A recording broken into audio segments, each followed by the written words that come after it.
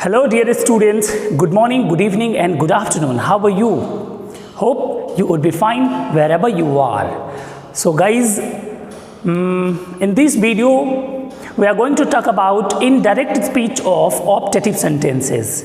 So, today we'll learn how to convert indirect of optative sentences. I mean, before learning the indirect speech of optative sentences, first of all, we will have to know about optative sentences, that what is optative sentences.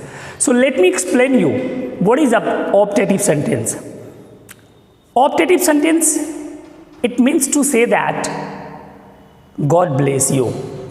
It means to say that may God bless you. May you fulfill your all desire and wishes in your life. It means to say that may God ruin your life. Are you understanding with these sentences that what I'm telling about the main purpose of this sentence? What is the main purpose of this sentence? Are you thinking about that?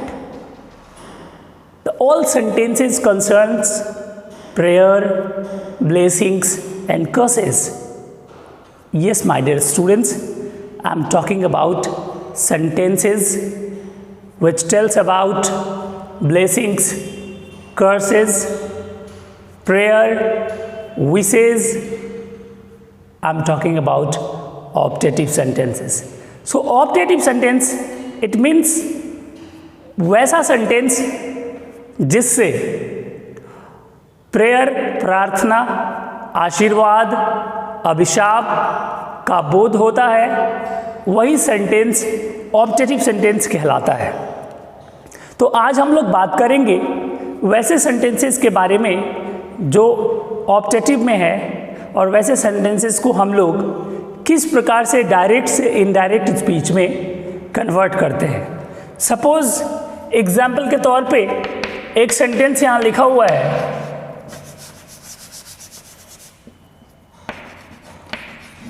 My father said to me, may God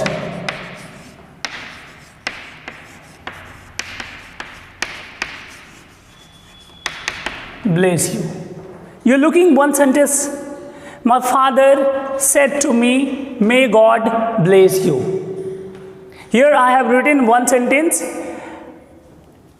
Outside of inverted comma, this is called reporting verb, and inside of inverted comma, this is called reported speech.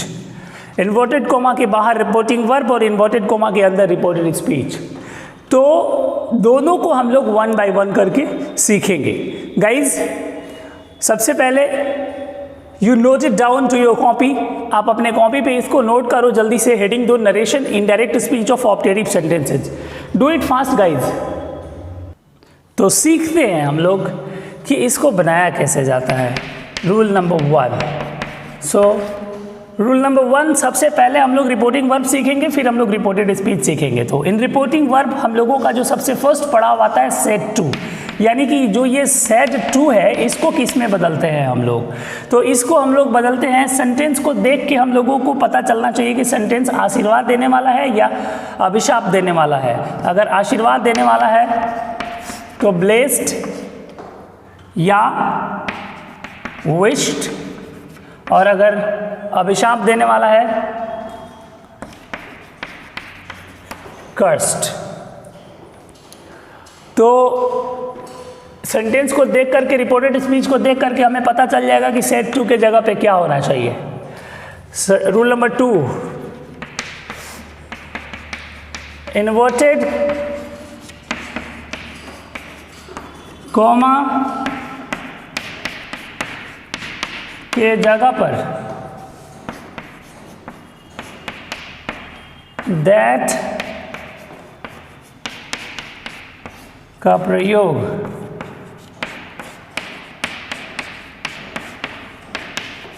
किया जाता है। Inverted comma के जगह पर that का प्रयोग किया जाता है। रूल नंबर 3, में प्लस सब्जेक्ट को सब्जेक्ट प्लस में बदल दिया जाता है। ज़रूरत पड़ने पर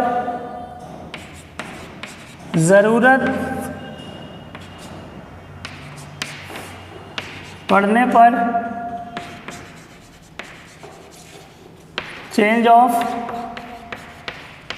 पर्सन, चेंज ऑफ टेंस तथा change of other parts of speech के नियमों का पालन करते हैं, के नियमों का पालन करते हैं। बात को समझिएगा। रूल नंबर 1 सेट 2 के जगह पे ब्लेस्ड, विश्ड या कर्स्ड रिपोर्टेड स्पीच को देख के रूल नंबर 2 इन्वर्टेड कॉमा की जगह पे दैट का प्रयोग किया जाता है। और रूल नंबर 3 में प्लस सब्जेक्ट को सब्जेक्ट प्लस में बदल दिया जाता है और ज़रूरत पड़ने पर change of person, change of tense और change of other parts of speech के नियमों का पालन भी किया जाता है। आइए अब हम लोग बनाते हैं इन्हीं नियमों के आधार पे ये जो ऊपर में दिया हुआ है एग्जाम्पल, इन एग्जाम्पल्स को बनाते हैं। My father said to me, तो क्या हो जाएगा? माई फादर, यहाँ पे आशीर्वाद देने की बात हो रही है तो हो जाएगा ब्लेस्ड मी। इन्वर्टेड कॉमा के जगह पे क्या हो जाएगा? दैट। अब मे गॉड है तो क्या हो जाएगा? गॉड में हो जाएगा कि नहीं हो जाएगा? मे गॉड है, मैंने कहा था ना मे प्लस सब्जेक्ट को सब्जेक्ट प्लस मे कर दिया जाता है, यानी कि मे गॉड को गॉड में करना है। अब क्या गॉड के बाद मे होगा? चेंज ऑफ टेंस का प्रयोग नहीं करोगे, बताया तो गया है थर्ड वाले रूल में कि जरूरत पड़ने पर change of tense, change of person और change of other parts of speech के नियमों का भी पालन करते हैं। तो change of person, change of tense, पहले चेंज ऑफ टेंस आ गया तो चेंज ऑफ टेंस के नियमों का पालन करो। जब रिपोर्टिंग वर्ब पास्ट टेंस में होता है तो रिपोर्टेड स्पीच में जो कैन होता है वो कुड में बदल जाता है, जो विल होता है वुड में, जो सेल होता है शुड में, जो मे होता है वो माइट में बदल जाता है। तो गॉड माइट ब्लेस, फिर ये यू पर्सन है, कौन सा पर्सन है? Second person. सेकेंड पर्सन किसके हिसाब से? सेकेंड पर्सन ऑब्जेक्ट के हिसाब से। आओ बदलते हैं हम लोग, देखते हैं कैसे बदलेगा। आई, माई, मी, यू, योर, यू। अब बताओ यहाँ पे जो यू है वो सब्जेक्ट वाला यू है कि ऑब्जेक्ट वाला? दो यू है, एक यू दो यू, ये सब्जेक्ट वाला ये ऑब्जेक्ट वाला है। शुरू में आता है तो सब्जेक्ट वाला, लास्ट में आता है तो ऑब्जेक्ट वाला। ये शुरू में आ रहा है कि लास्ट में आ रहा है? लास्ट में आ रहा है। तो ये कौन सा वाला यू है? ऑब्जेक्ट वाला यू है। तो ऑब्जेक्ट वाला यू है तो यानी कि ये वाला यू। अब इस यू को बदलना है किसके अनुसार? मी के अनुसार। अब इस यू को बदलना है मी के अनुसार। ले, दोनों तो एक ही सीध पे आ गया। जब दोनों एक ही सीध, तो अब इसमें ग्राफ क्या बनाना है? ये हो गया हमारा एक ही ग्राफ, मतलब सिंगल वाला, सिंगल लाइन वाला ग्राफ। यू और मी एक साथ मिल गया तो अब यू के जगह पे उठा के क्या लगा देंगे? मी लगा देंगे। हो गया काम खत्म। सही हो गया, हो गया तुम्हारा। अब आप लोगों का ये जो ऑब्जेक्टिव सेंटेंस है वो समाप्त हो गया। इस पर मैं आप लोगों को कुछ क्वेश्चन दे रहा हूँ, उन क्वेश्चंस को क्या करना है? आप लोगों को बनाना है। I am giving you some questions here over and you will have to solve with your own sense and mind.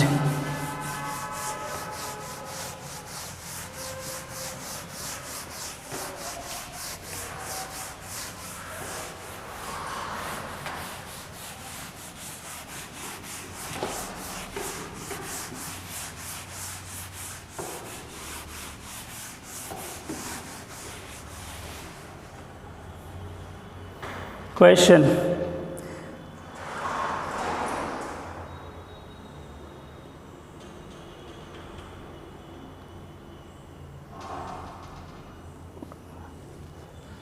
The old woman said to him, the old woman said to him, may God give you a son. May God give you a son. चलो बनाओ. The old woman, ये आशीर्वाद है कि श्राप है? आशीर्वाद है. प्रेड भी कर सकते हैं, प्रेड यहाँ पे करेंगे, विश्ड कर सकते हैं, या अगर आपका मन है तो यहाँ ब्लेस्ड भी कर सकते हैं. हिम दैट, अब मे गॉड है तो गॉड में हो जाएगा, तो क्या गॉड में होगा? यहाँ ब्लेस्ड है, यहाँ सेड है, यानी कि पास्ट में है, तो यहाँ मे के जगह पे क्या हो जाएगा? माइट हो जाएगा. गिव, अब यहाँ यू है, सेकेंड पर्सन किसके हिसाब से बदलेगा? ऑब्जेक्ट के हिसाब से, यानी कि सेकेंड पर्सन यू है, ऑब्जेक्ट के हिसाब से बदलना है. यू को बदलना है ही, हिज, हिम. अब देखो, यू को मी के अनुसार बदले थे तो मी आया था, तो यू को हिम के अनुसार बदलेंगे तो क्या आएगा? हिम ही आएगा, क्योंकि ये सब एक ही सिद्ध में है सारा. तो यहाँ पे हो जाएगा हिम ए सन. हो गया क्लियर? चलो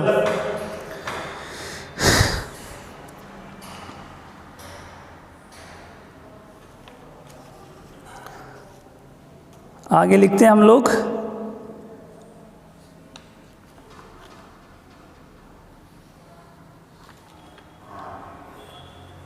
हेडिंग देंगे हम लोग indirect speech of exclamatory sentences.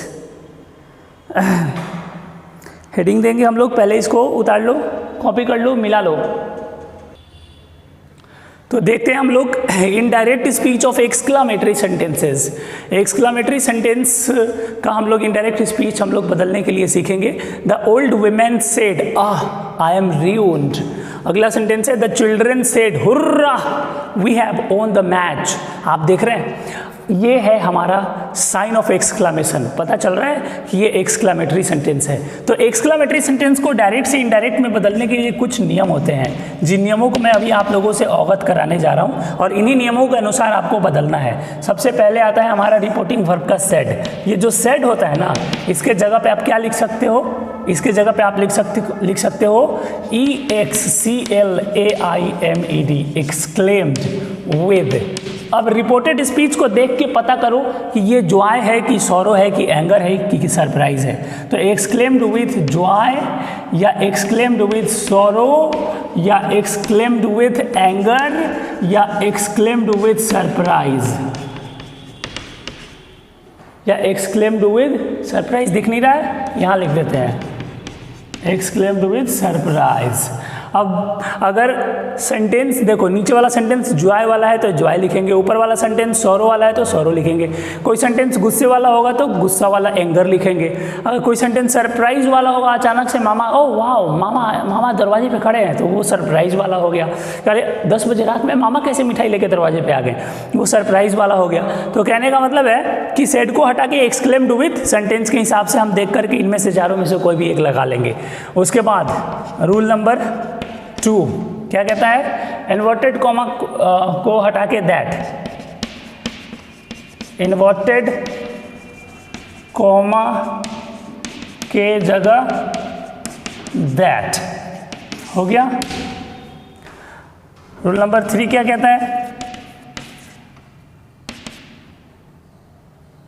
ये एक्सक्लामेशनल वर्ड है, ये एक्सक्लामेशनल वर्ड है. तो एक्सक्लामेटरी वर्ड्स को हटा दिया जाता है, हटा दिया जाता है. और वही रूल नंबर 4 फिर से आते हैं हम लोग. ज़रूरत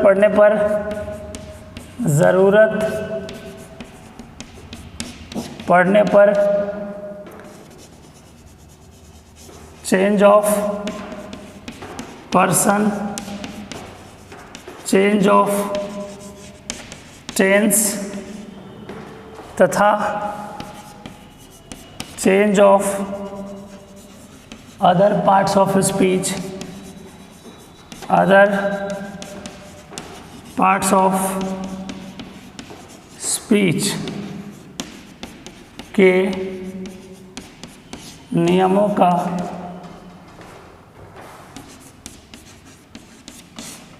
पालन करते हैं। हो गया?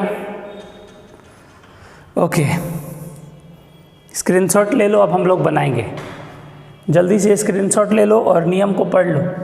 अब हम लोग क्वेश्चन को सॉल्व करेंगे। तो चलते हैं, स्क्रीनशॉट ले लिए होगे। चलो क्वेश्चन को अब हम लोग सॉल्व करते हैं। क्वेश्चन नंबर 1 का answer, the old women exclaimed वो बर्बाद हो गई तो दुख की बात है, तो दुख के लिए हम लोग क्या करेंगे? sorrow that। फर्स्ट पर्सन किसके हिसाब से? सब्जेक्ट के हिसाब से। सब्जेक्ट क्या है? Old women. ही है कि सी है? औरत है तो सी होगा ना, सी। अब यहाँ सेड है, जब रिपोर्टिंग वर्ब सेड में होता है और रिपोर्टेड स्पीच में एम होता है तो वो बदल जाता है वाज में। याद रखना, जब रिपोर्टिंग वर्ब में सेड होता है यानी कि पास्ट में होता है तो रिपोर्टेड स्पीच का टेंस में बदलाव होगा, और टेंस में बदलाव का मतलब वर्ब में बदलाव, यानी कि अगर एम है तो वाज में बदल जाता है। और RUINED, रून्ड। हो गया। दूसरा, द चिल्ड्रेन